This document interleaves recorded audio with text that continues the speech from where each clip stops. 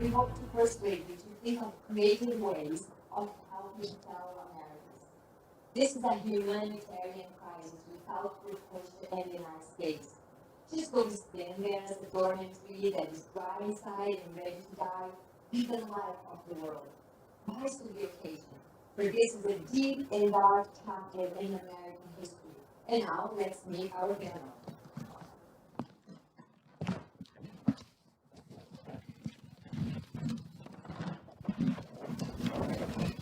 I would like to thank you all for accepting the invitation. It's a pleasure to have you. Truly, thank you. Good evening. Breaking news. Not really, not so breaking news. There is nothing new under the sun. Just the same old things happening to new people. According to the Harvard Gazette, scholars, healthcare workers, and homeless advocates agree that two major contributing factors to the homelessness crisis are poverty and lack of affordable housing. And yet, it appears that economics alone doesn't tell the full story. Pleasure to be here with you this afternoon. A few things. One, yes, the accessibility of Santa Monica, the fact that we are the end of Route 66, that a lot of our homeless individuals are not coming from the LA area. Vast majority of the homeless in Santa Monica are coming from around the nation. And they're coming by plane at LAX. They're coming by the E-Line Metro at 4th Street, 17th, and Bergamot Station. They're coming via freeway. They're coming through the numerous bus lines that come from Los Angeles. One of the big issues has been the fact that the Metro line has not been requiring fares, has not been checking to make sure people are on and off the train. And the fact that for many, many years, we have been a city that puts compassion first. I would say what I want to do is make sure, yes, we're compassionate. We need to be compassionate toward our residents, compassionate toward our businesses, compassionate toward those people who are homeless in Santa Monica. But there's one key thing I think we need to add, and that's accountability. So we can't just let you walk into Target and steal. We can't let you just lay in front of our storefronts on the promenade and other places. We don't have the big campsites that some other cities do, but we have numerous people on our streets overnight. And we estimate an average night anywhere from 750 to 1,000 people are on the streets of Santa Monica.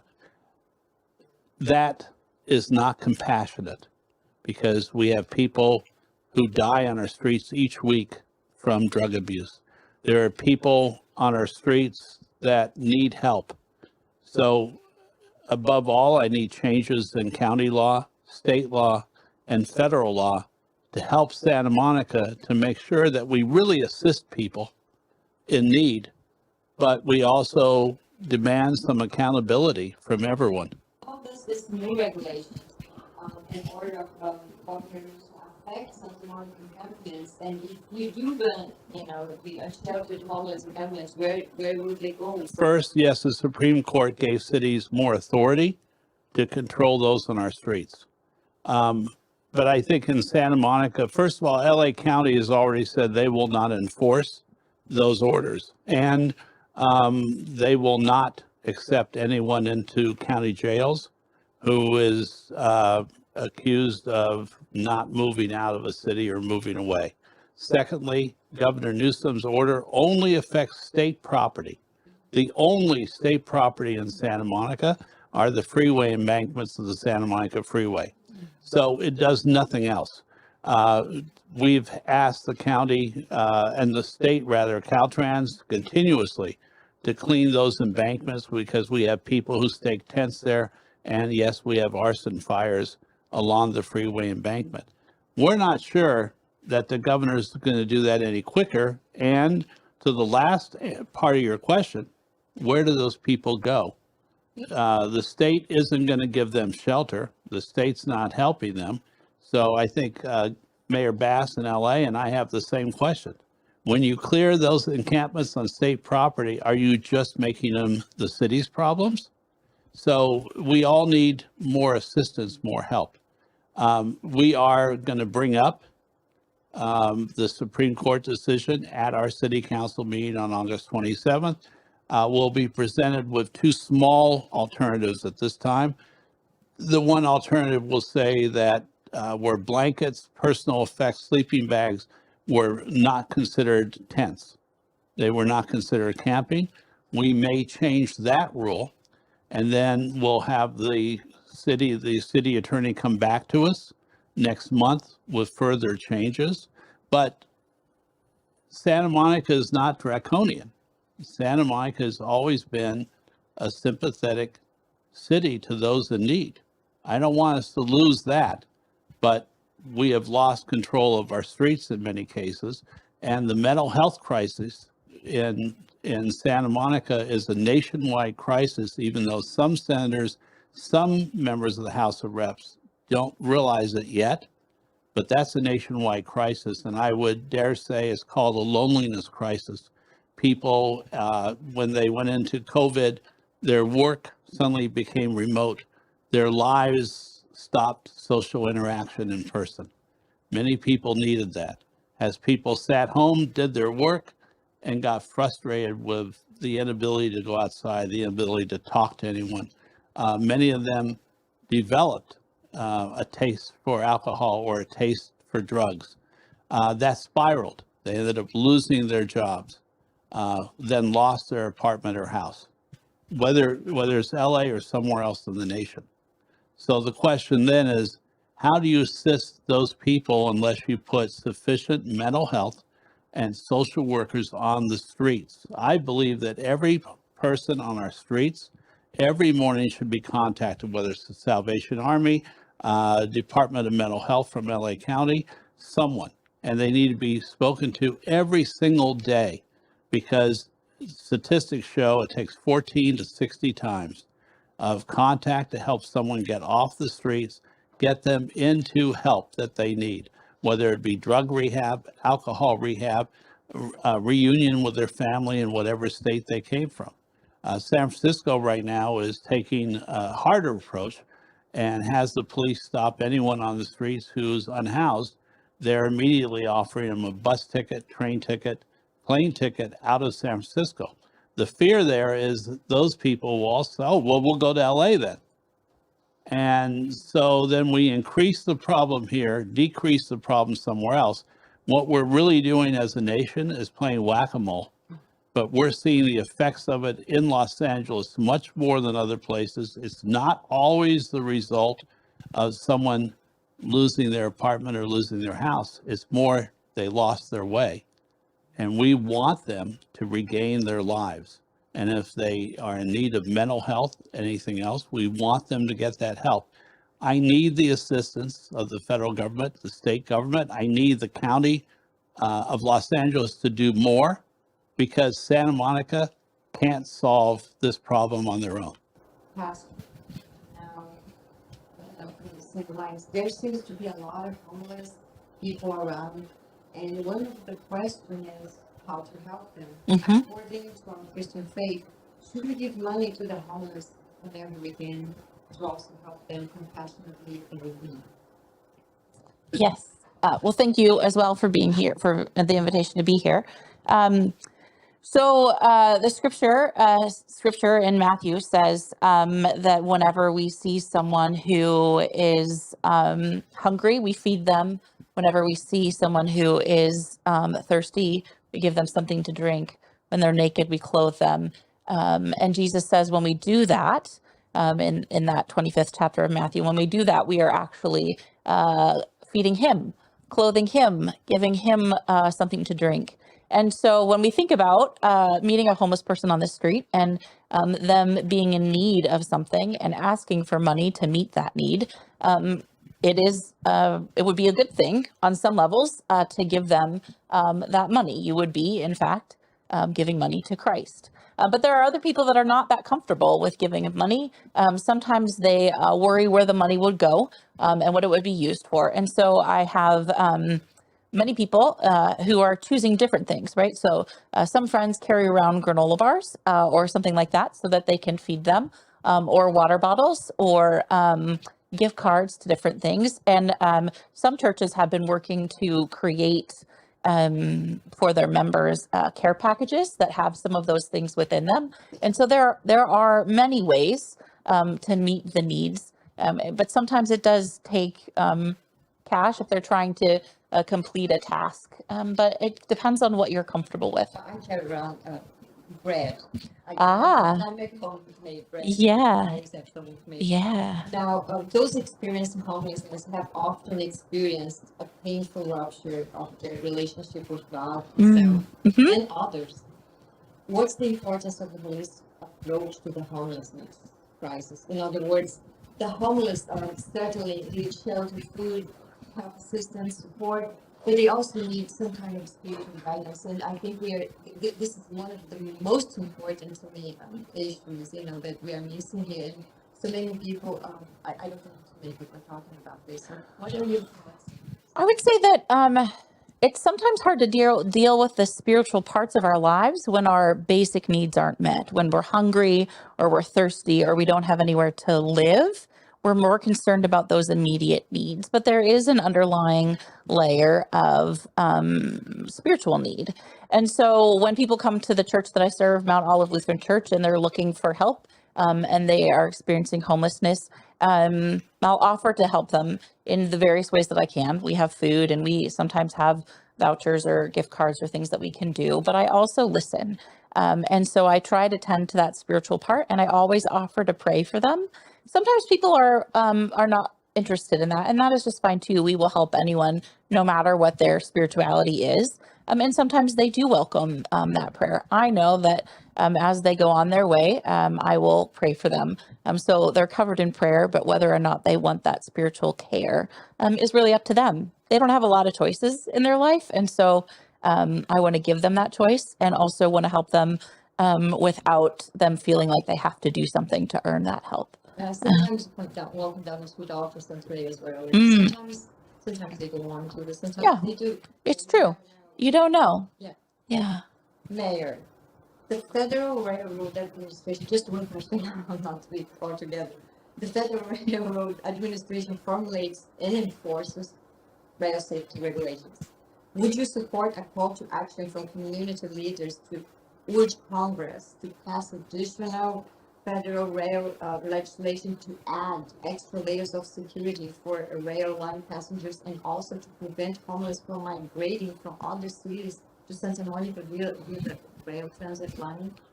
We can't build a wall. We won't build a wall. So there's no way to stop people from moving throughout the United States. However, the federal regulations wouldn't affect Santa Monica or the LA Metro line. And so federal regulations on railroads would only affect Amtrak and freight trains, et cetera, to my knowledge. But do I want more security on our metro lines? Absolutely. We all see the news. We all have the heartbreak of seeing someone being assaulted or killed on our metro lines.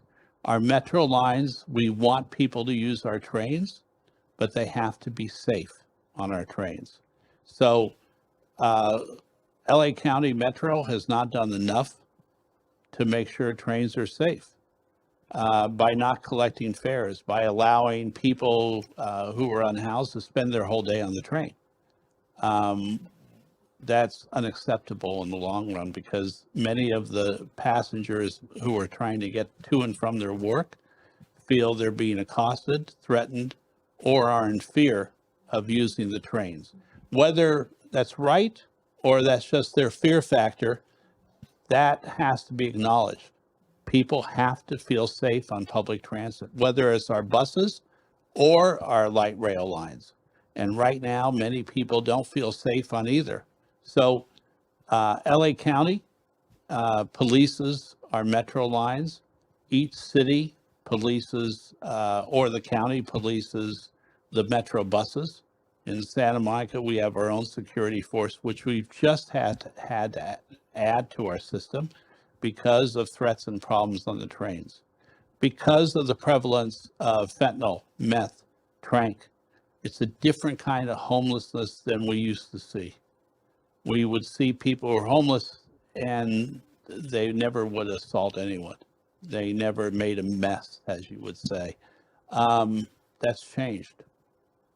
We have a very unpredictable set of homeless individuals who many times aren't afraid to attack someone, aren't afraid to lash out, or don't realize they're lashing out.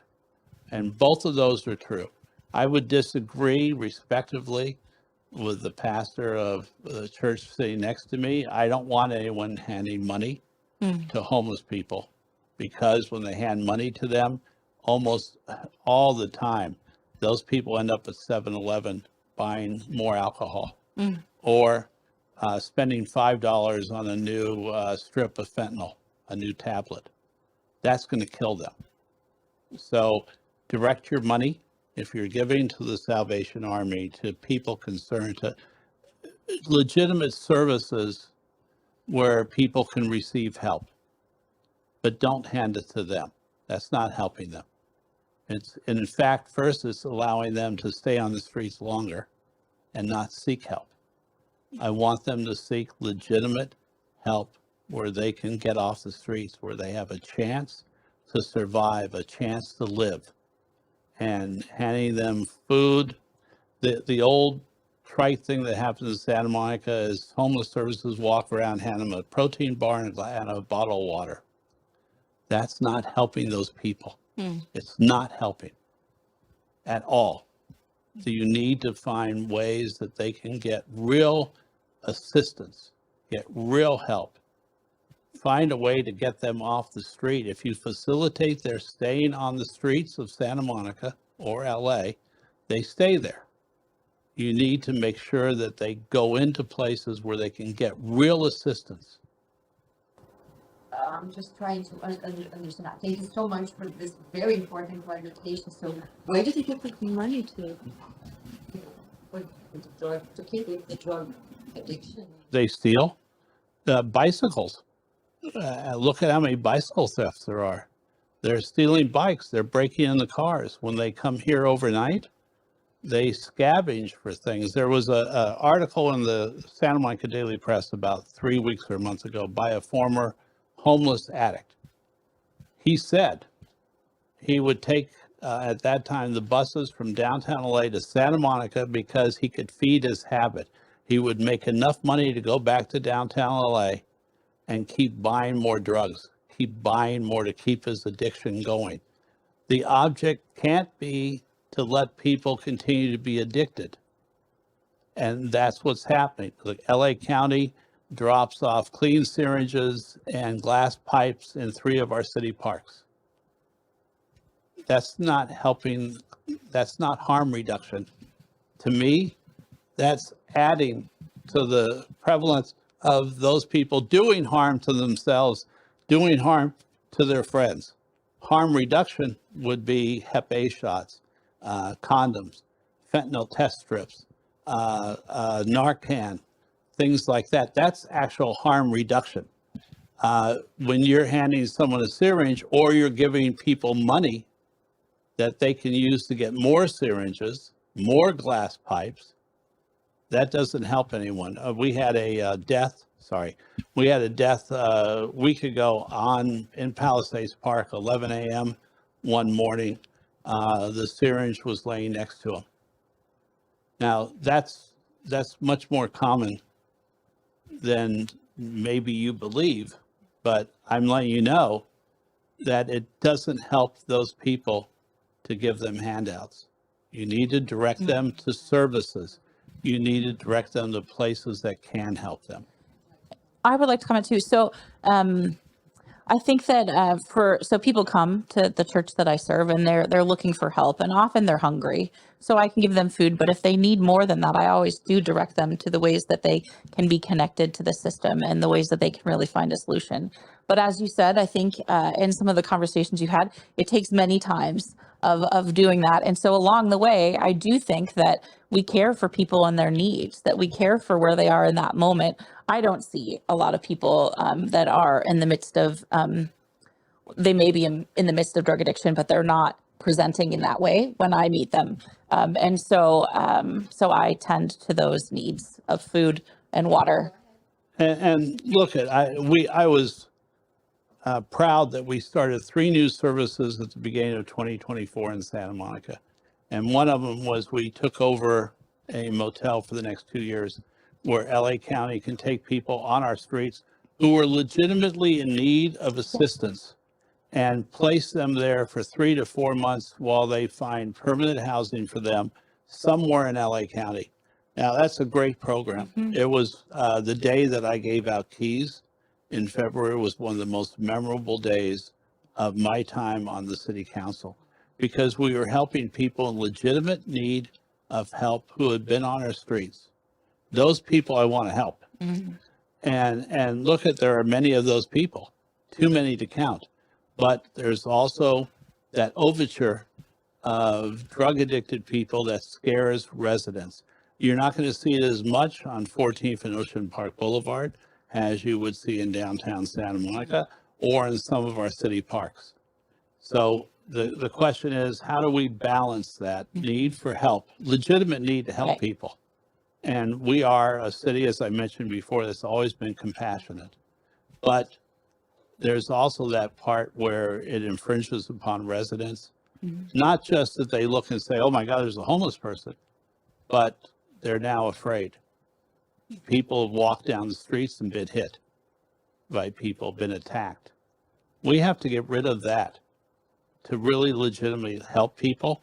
And the last thing that you said that was very important is, and backing up what I said, is it's not about seeing someone once handing them a granola bar and water.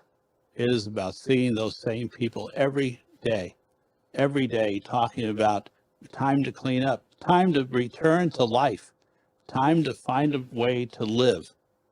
And if you only do that once a week, you fail. But if you do it every day, once or twice a day, they will finally decide, yeah, it's time. It's time for help. It's time to regain our lives. It's time to get clean.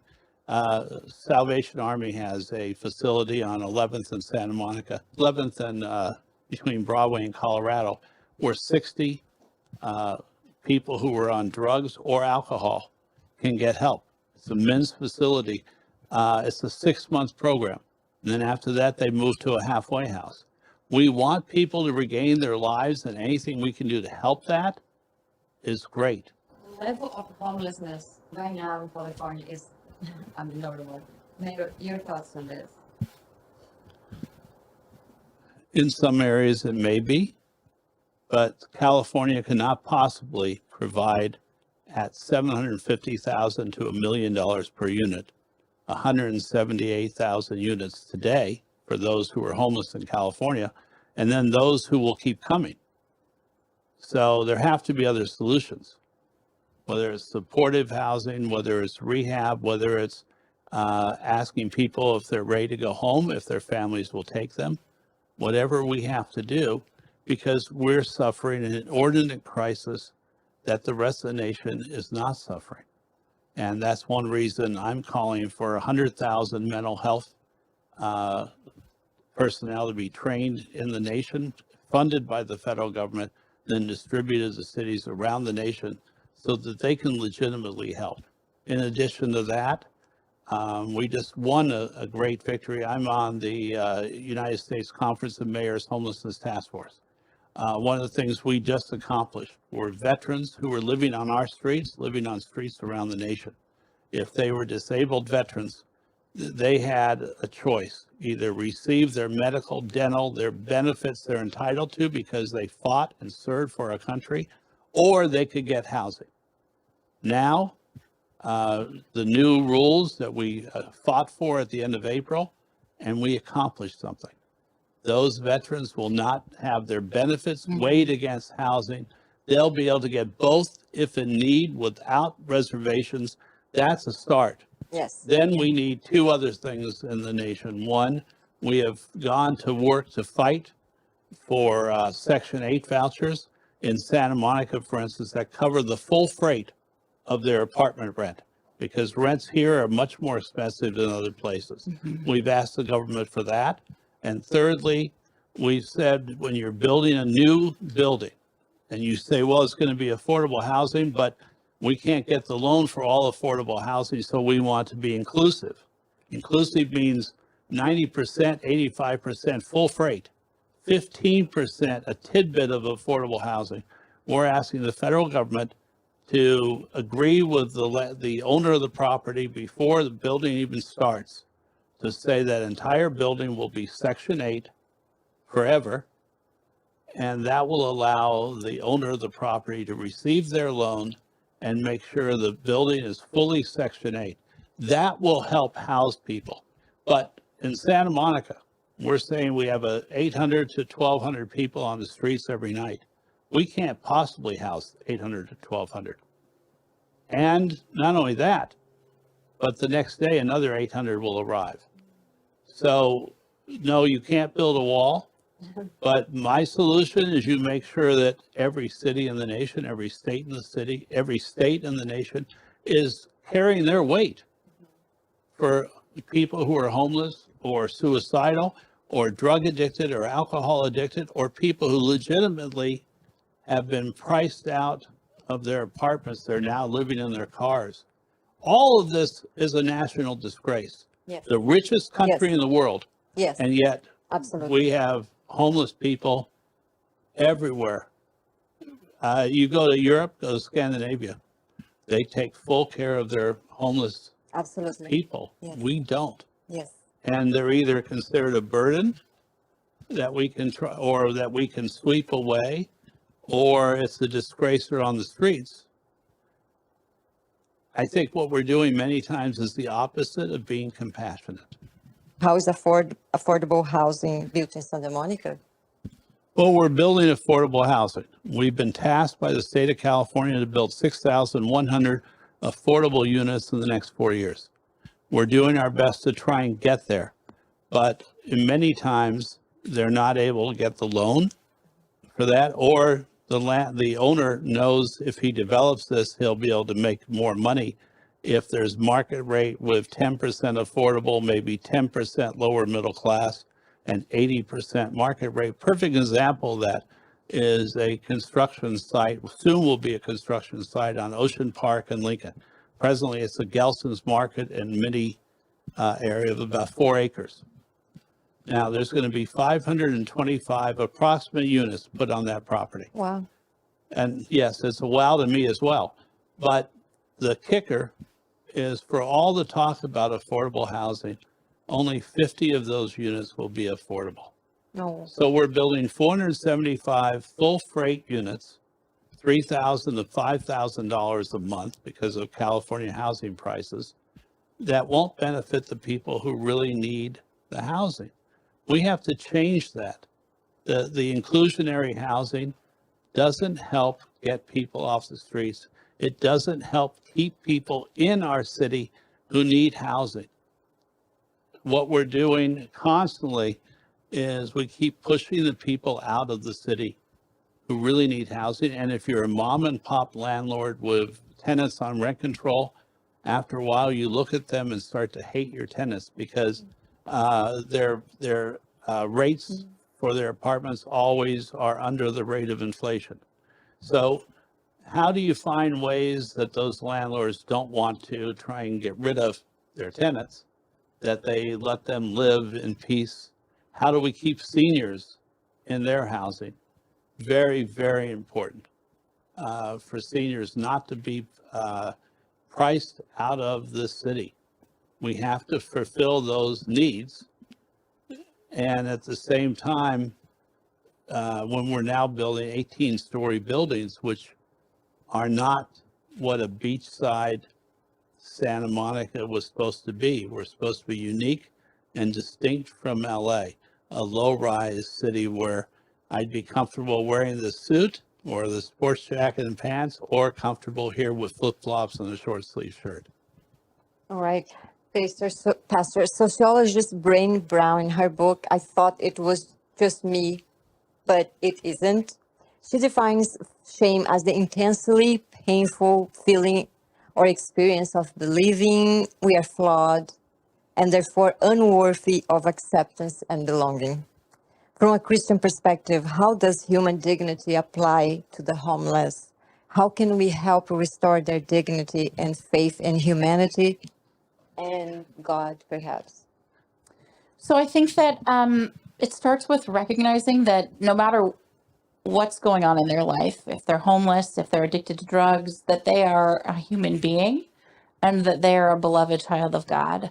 I think everyone in the world is loved by God, created by God, and God cares for each of them. And so we are called to see people and to acknowledge them and to listen to them and value what they have to say to us, to hear their stories, and help them navigate their ways to a different life situation.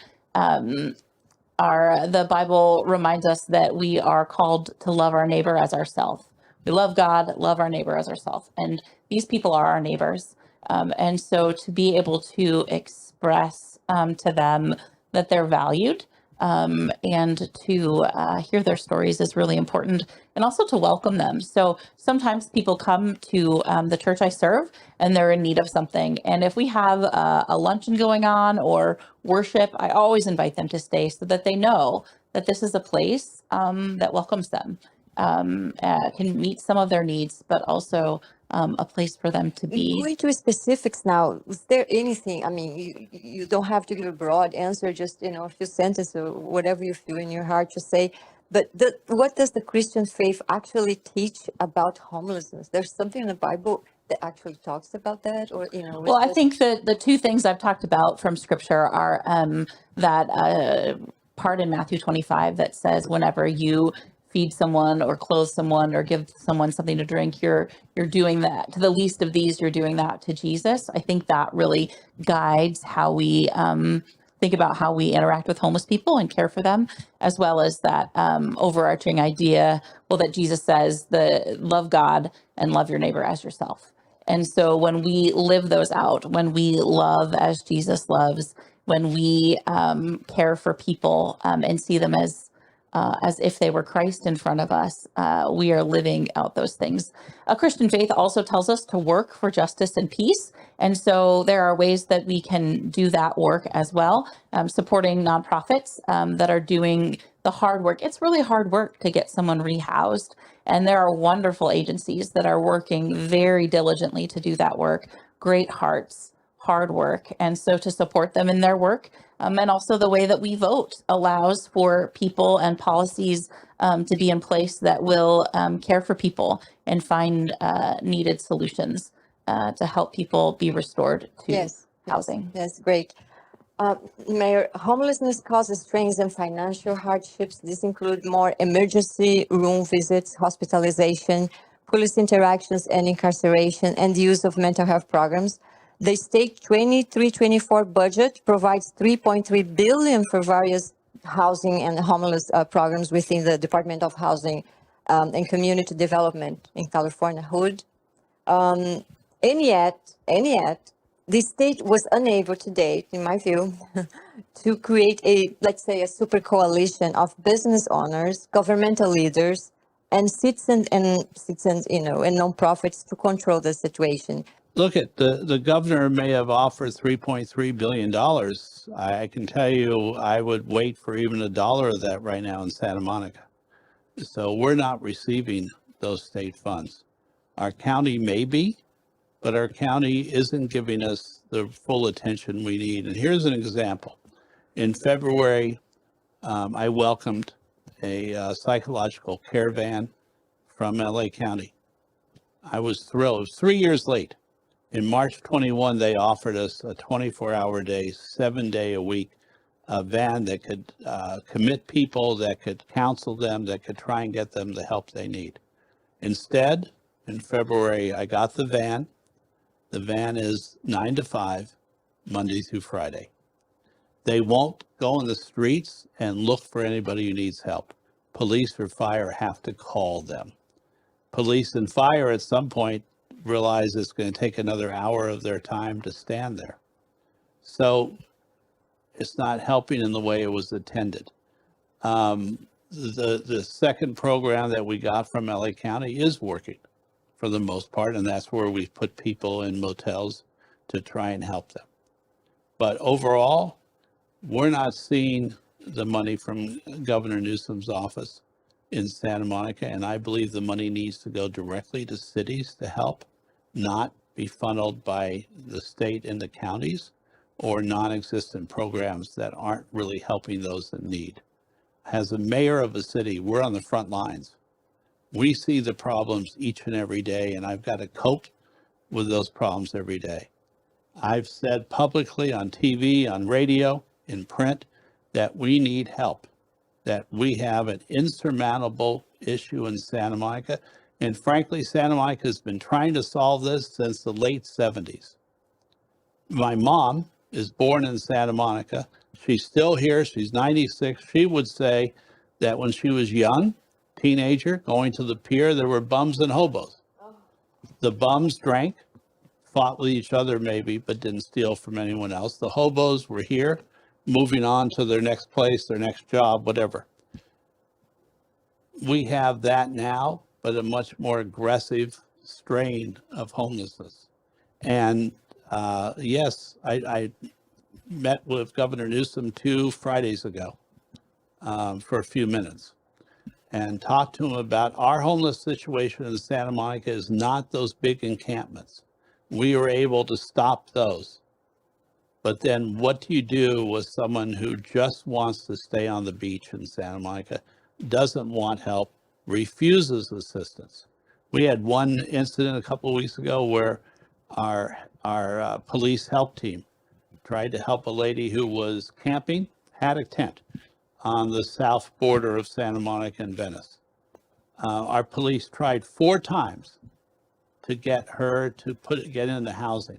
There was a space at San Michelle that she could have. Right then, they offered to drive her there. She refused 4 times. The police finally had to say, we're taking down your tent now. You have to have it taken down. But that woman had the opportunity. What do you do at that point?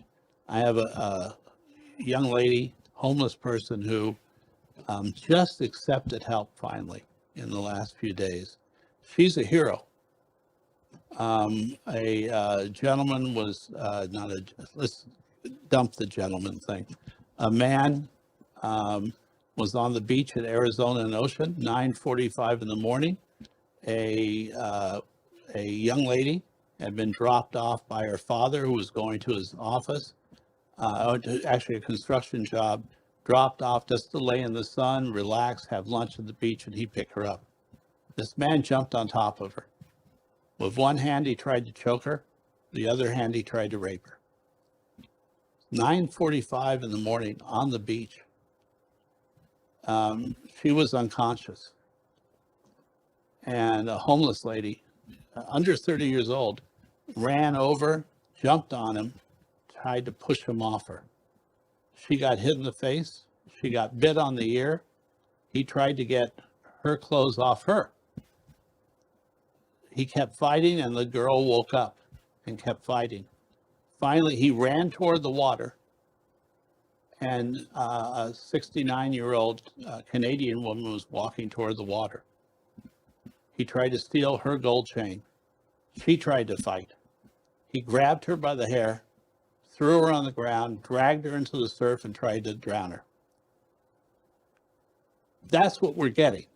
So that man had been arrested at least 12 previous times for sexual abuse or trying to rape someone. The last time he was arrested, the DA never prosecuted. He was released back in the streets. He could have killed that. I'm sure that girl's going to be traumatized for probably the rest of her life. It's horrible. We are going to talk to her. Gina So- Wilker, yes, our homeless hero. Yes, And she just accepted. I brought her into City Hall yes, and gave her a commendation. yes. I had some of my fellow city council people who didn't say it to me, but they said it later to others, that I should never have given her a commendation because I was encouraging violence. I wasn't encouraging violence. She was a good Samaritan, a great Samaritan. Allowed somebody to live who might have been killed because this guy didn't care about who he killed. Yes. And so she had refused housing. She had been in housing a year and a half ago. She came to Santa Monica, homeless on the beach. West Coast Care contacted her. She took a ride back to New York. She went home and then she came back. That's for Gina Wilker. Yeah. Yes, she's And getting because up you on- just said her name, I can't say anything Oh, about okay. her situation. But Okay. the fact that she finally accepted housing Okay. temporarily is the start. Yes. It's an absolute start, and I'm grateful that she accepted housing, and I am eternally grateful that she helped another woman live. Yes. Yes. Pastor Cameron Preston, a counselor and shelter volunteer, said this about the homeless. What most men in the shelter needed from the men or from me wasn't solutions, it wasn't advice. What they need and crave, the homeless person, was someone to look them in the eyes and ask them for their story. They needed a friend. According to our faith, what does it mean to be a compassionate community? Exactly. So I think it's just that, to be compassionate and to hear people's stories. The homeless problem is complex, and there are different components to it. There's the governmental component to it. There's the nonprofit agency component, and then there's people. Sometimes it's overwhelming to think about how you can play a part in healing homelessness. But one of the things that I came to realize as I saw the big problem and was overwhelmed with it was that I can listen to stories, and that helps people kind of understand their own story a little bit more. Every time you tell a story, you hear it again, you learn more. And as you hear a story and you're listened to, you can ask questions that might move people along in compassionate ways to a next step. And you are giving something away that's very precious to us, our time. I'm so true. thankful for your time. Thank you. Thank you. Yes. Yes, absolutely. Just go ahead. So, so hearing stories, and it values a person too. It sees them and their humanity. I wonder if in this day and age, if Jesus was here, he would say, when you listened to one of the least of these and their story, you listened to me. And what a beautiful gift that would be Yes. to give someone. Yes. The last question, Pastor. Jesus, Yeshua, lacked a permanent home during the last 3 years of his life. During the last 3 years of his life, he traveled the country announcing the kingdom of heaven, and he was supported by the charity of many, especially that of local women and women. What's the likelihood that Yeshua was homeless? What says in the Gospels that Jesus said, foxes have holes, but the Son of Man has nowhere to lay his head. And Jesus referred to himself as the Son of Man in those texts. So he didn't have a home, but it was different. Then he made the choice to be out in the world, spreading the good news, teaching people, healing people. He had made that choice and decision.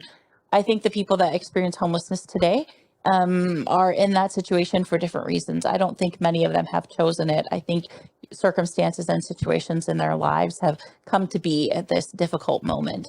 But they can know in the midst of that they're not alone, that there is a God who experienced that anxiety and who knows their sorrow and their suffering and calls his followers to care for them, to be the hands and feet and hearts to care for the people that are in the midst of that difficult Was time. Yeshua homeless or not?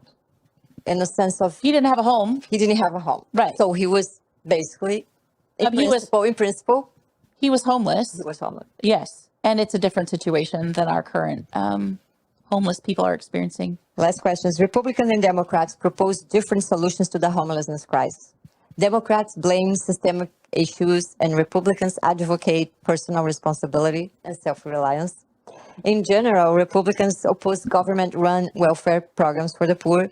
As an ally of the working class, will the city of Santa Monica solve the housing and homeless crisis in the next decade?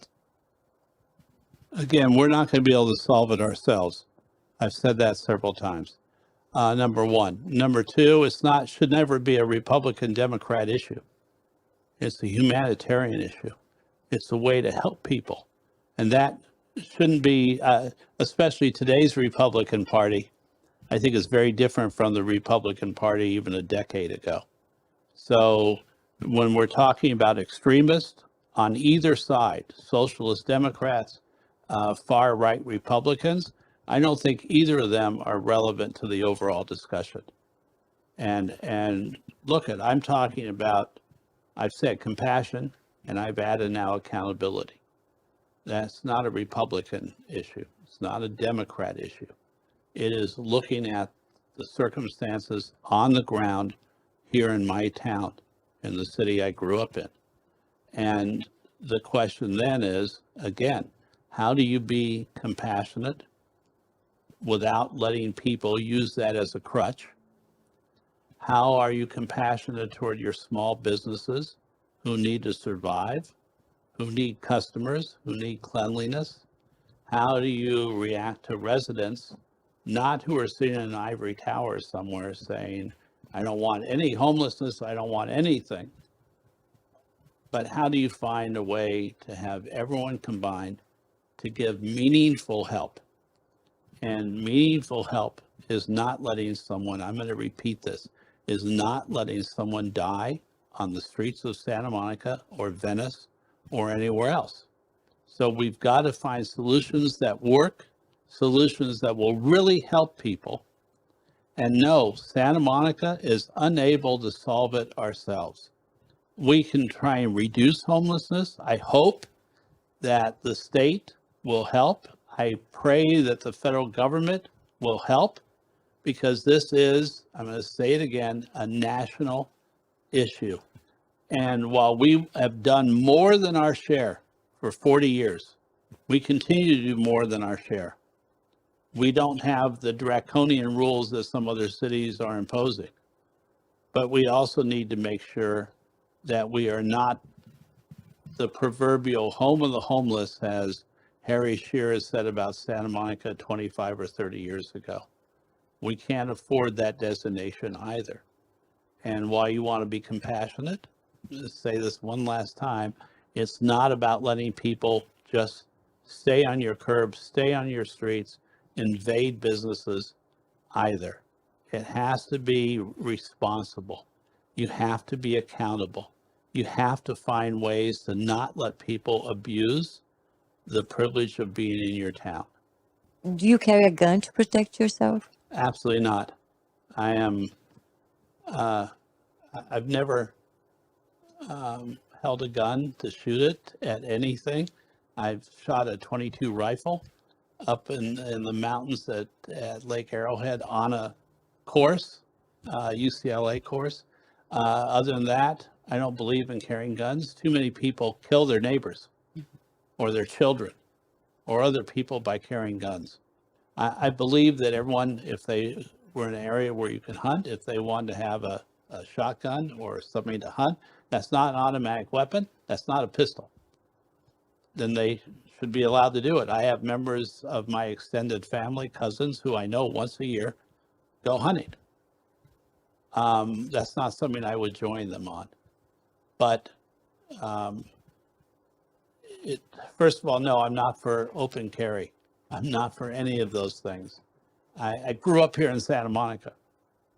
I didn't grow up in the country where someone's hunting deer or hunting bear.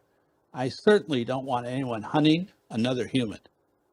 And that, first of all, you had a second part of that question, and I don't know, what was the second part? Before you said carrying guns, which I got freaked by what happened. I got a little nervous too. No, self-defense training. If you I had an incident with a homeless individual a year ago now on the Santa Monica Promenade. Some people would say I made a mistake. He was tearing down flyers off of a wall, throwing them down on the ground. I didn't say stop tearing off the flyers. As I walked by, it was a beautiful day in Santa Monica, a sunny, gorgeous Sunday afternoon. And I said, sir, could you please throw those away at least? He took offense to that. I started to walk away. He threw some liquid on myself and my significant other. I still tried not to engage, but I did tell him. He has walked away. I went over to pick up the trash and throw in the trash can. He came back, charged me and said, and I said, I'm a city council person here. I'm trying to keep the promenade clean. And I said, I'm a city councilman.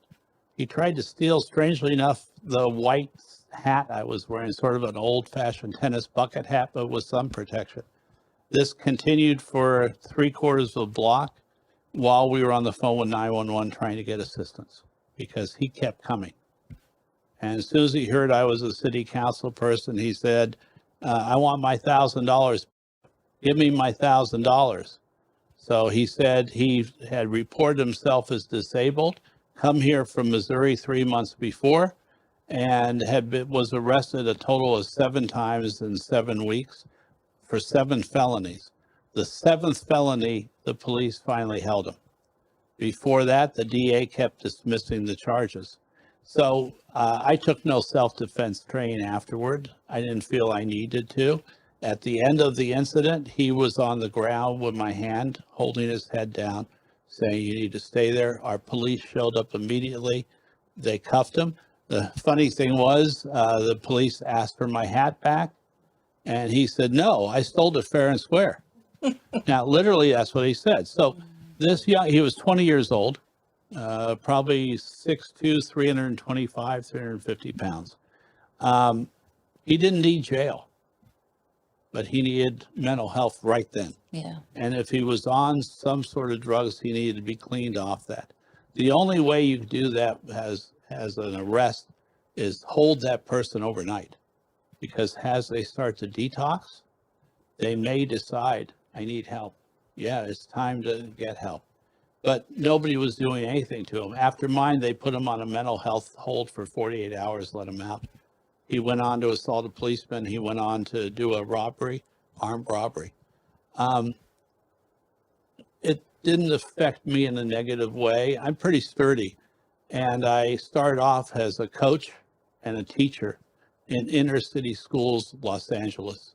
So I was kind of used to doing that. It didn't faze me. I think it shook up my significant other more, but it didn't really, I didn't have any after effects about, oh my God, I'm worried or anything like that. No, I took no self-defense classes. I would never, a person I was shocked by the other day said they had just got a concealed weapon license in the city. I was really disappointed. I don't think we've come to that in Santa Monica. I hope we never do. I have a great police force. I need more of them. I need more unarmed public safety officers as well. And I certainly need more homeless outreach workers on our streets. I said that earlier. But do I think people should be carrying guns? No. And did I get hurt? Yes, I sprained a finger. So I didn't have any of those type of effects. And I went back down to the promenade later in the week to go see a movie. And I walk to our promenade 2 or 3 times a week. And I'm out everywhere in the city. My normal start to a day is a 3 to 4 mile walk. I've been visiting churches, houses of worship all year in the city. I visited her house of worship a few months ago. Had an amazing experience. It was much better for me than it was for her flock, for me to come to that house of worship. I've been to synagogues. I've been to churches. I'm going to continue to go while I'm mayor the rest of this year, because I think it's important. You would say it's important to meet people where they are. Mm-hmm. I agree with that Yeah. in many ways. So you're running for office again, once again? I didn't say that, but yes, I am running for reelection for one more term. I would not do more than that. I thought about not running. I felt that the conditions of the city are still too much in turmoil, and that I believe that I provide a steady, middle of the ground hand to try and help the situation in our city. We have financial challenges. We've had public safety crises. Our libraries aren't fully open. We've had a lot of problems in our city over the last 4 years. So everything I wanted to do, I couldn't get done because we were so impacted. But so yes, I am running, but that's I'm not running today on this show. I am here every day, as I've been since I was born, to be with the people in the city.